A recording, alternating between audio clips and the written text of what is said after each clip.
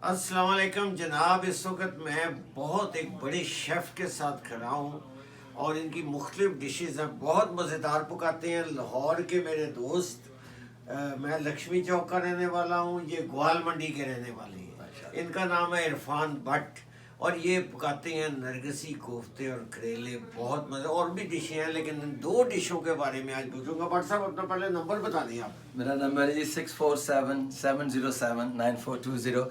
Thank you so much Irfan Malik साहब, अल मशहूर बाबा जी। बहुत मज़ा आया, मैं बड़ा फ़ख्र महसूस कर रहा हूँ इनके साथ खड़े होके। और मैं ऑडियंस को बताना चाहता हूँ कि मेरी जो स्पेशलिटी है वो हर टाइप की डिश है, स्पेशली जो ओजड़ी यहाँ कोई नहीं बनाता, और दम भरे जो करेला कीमा है जिसको हम कीमा भरे करेले कहते हैं।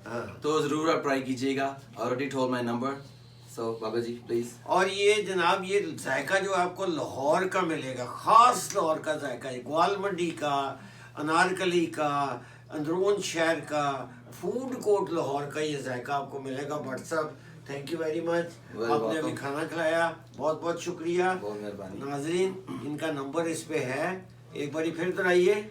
6477079420। आपने अगर कुछ खाना है तो इनको फ़ोन करें, ये डिलीवरी भी करेंगे और मेरी खातर मुफ्त डिलीवरी करेंगे आपको। बहुत शुक्रिया जी।